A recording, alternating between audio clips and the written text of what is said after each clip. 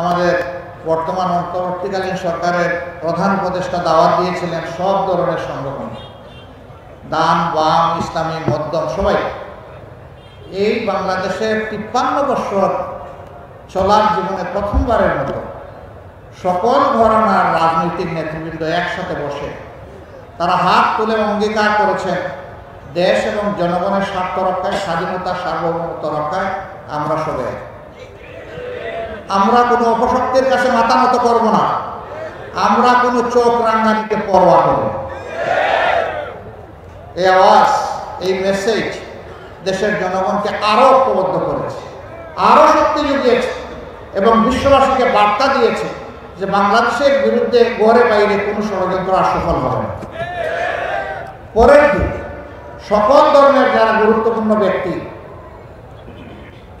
ধর্মীয় অভিভাবকদেরকে নিয়ে আবার প্রধান উপদেষ্টা বসেছে। তারাও হাতে হাত মিলিয়ে আওয়াজ দিয়েছেন এখানে ধর্ম বর্ণের কোনো কথা নেই, আমরা সকলে মিলে বাংলাদেশ এবং এই বাংলাদেশকে আমরা রক্ষা করব। এই বাংলাদেশের বিরুদ্ধে কোনো ষড়যন্ত্রে আমরা পা দিব না এবং আমরা বরদাস্ত করব। আমরা অভিনন্দন জানাই, মোবারকবাদ জানাই এই অঙ্গীকার ব্যক্ত করার জন্য। তারা কি করেছে, কি করে না? গত 15.5 বছর ক্ষমতায় এসে পিলখানায় 57 জন সেনা অফিসারকে নির্মমভাবে হত্যা করল, তাদের পরিবারের কোনো সদস্যকে হত্যা করল। এরপরে জামাতে ইসলামীকে তারা ধ্বংস করার জন্য নেতৃবৃন্দের মাথার উপরে তলোয়ার চালাল, শত শত নেতাকর্মীকে খুন করল। তখন অবশ্য অন্য কোনো দলের উপরে এই বিপদ আসে না। আমরা সেদিন আমাদের বন্ধুদেরকে বলেছিলাম সবাইকে যে আমাদের উপর যে যুদ্ধ এই সরকার অন্যায় যুদ্ধ শুরু করেছে, আসেন একসাথে আমরা সেই যুদ্ধ মোকাবেলা করি, তাইলে এই যুদ্ধ আর কাউকে আক্রান্ত করবে না। দেশ বাঁচবে, আপনারা বাঁচবেন, আমরাও সবাই বাঁচব। সেদিন আমাদের এই আওয়াজ আমরা বুঝাতে পারিনি, অথবা তারা উপলব্ধি করতে ব্যর্থ হয়েছিলেন, যার মাসুক পরবর্তী পর্যায়ে গোটা 15.5 বছর ধরে এই জাতিকে পরিশোধ করতে হয়েছে। আমরা বলেছিলাম আমাদের মাথায় আঘাত করা হয়েছে, সবার মাথায় আঘাত করা হয়েছে, সময়ের ব্যবধানে তাই প্রমাণ হয়েছে। সম্মানিত ভাইয়েরা, এখান থেকে আমাদের শিক্ষা নেওয়া উচিত। আমাদের আলিম সমাজের উপর সরকার আক্রোশ নিয়েছে। 13 সালের 5ই মে শাপলা চত্বরে কি করা হয়েছে, কি নারকীয় হত্যাকাণ্ড চালানো হয়েছে আপনারা দেখেছেন। মানুষ কতটা বিকৃত হলে বলতে পারে সেদিন কেউ মরে নাই, সেখানে আলিমুল আমার রং ছিটিয়ে দিয়েছিল। হ্যাঁ, মানুষ যারা দিনের জন্য দুনিয়া থেকে বিদায় নেয় তারা তো শহীদ হয়ে আল্লাহর প্রিয় বান্দাবান্দি হিসাবেই বিদায় নেয়, কিন্তু যারা অপকর্মের দায় নিয়ে দেশ থেকে পালিয়ে যায় তারা কি নিয়ে পালিয়ে যায়?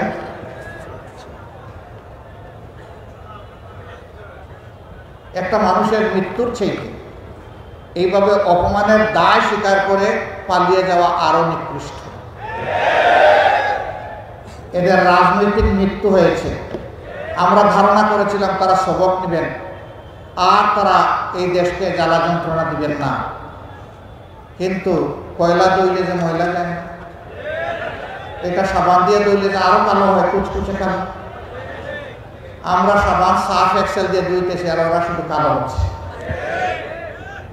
ওরা নিজেরা শান্তিতে নাই, বাংলাদেশকেও শান্তিতে থাকতে দিবে না। আমার সম্মানিত ভাইয়েরা, এতটুকুতে যাদের শিক্ষা হবে না তাদের শিক্ষা কবে হবে আল্লাহ ভালো জানেন। দেশে বিদেশে অনেকে জিজ্ঞাসা করে আগামী নির্বাচনে তারা কি নির্বাচনে আসবে। আমি বলি দেশকেই যারা সম্মান করে না তারা কার কাছে এসে নির্বাচনে ভোট দাবি করবে? যারা জনগণের কেনা টাকায় অস্ত্র এবং গুলি জনগণের বুকের উপর চাপিয়ে দেয় ক্ষমতায় থাকার জন্য, তারা কার কাছে ভোট চাইবে? যারা নিরীহ জনগণকে খুন করেছে তাদের পরিবারের কাছে গিয়ে জিজ্ঞাসা করুক তারা তাদের এই ধরনের রাজনীতি আর চায় কিনা, এই ধরনের আগ্রাসী দলকে আর রাজনীতিতে দেখতে চায় কিনা। তাদের কাছে গিয়ে জানুন, আমাদের কাছে জানার দরকার নেই, আমরা তো বেঁচে আছি। পঙ্গুত্বের কষ্ট নিয়ে যারা বেঁচে আছে, হাসপাতালের বেডে অবশ্যই যারা প্যারালাইজড হয়ে পড়ে আছে, তাদের কাছে গিয়ে জিজ্ঞেস করুন তারা কি চায়। এখন তো বাংলাদেশের মানুষ শান্তিতে আছে, কিন্তু এই শান্তিকে বিঘ্নিত করার জন্য দফায় দফায় চেষ্টা করা হচ্ছে। ইনশাআল্লাহ আমরা আশাবাদী একটা ঐক্যবদ্ধ জাতি সকল ষড়যন্ত্র মোকাবেলা করে সামনে এগিয়ে যাবে ইনশাআল্লাহ। আমরা এমন একটা বাংলাদেশ গড়তে চাই, আমাদের সন্তানদের আশা পূরণের উপযুক্ত বাংলাদেশ। তাদের প্রধান স্লোগান ছিল উই ওয়ান্ট জাস্টিস। আমরা বৈষম্য নয়, বরঞ্চ বৈষম্যহীন ন্যায় বিচারপূর্ণ একটা সমাজ চাই। আমরা তাদেরকে কথা দিচ্ছি, আল্লাহ তাআলার সাহায্য এবং জনগণের ভালোবাসা পেলে আমরা সেই সমাজটি বাংলাদেশ এবং জাতিকে উপহার দেব ইনশাআল্লাহ। আমরা কথা দিচ্ছি, আমাদের হাত দিয়ে কোনো চাঁদাবাজি হবে না এবং কোনো চাঁদাবাজি বরদাস্ত করবো না ইনশাআল্লাহ। আমরা কথা দিচ্ছি, বাংলাদেশের 1 ইঞ্চি মাটির উপর কারো কোনো দখল বাণিজ্য চলবে না এবং চলতে দেব না ইনশাআল্লাহ।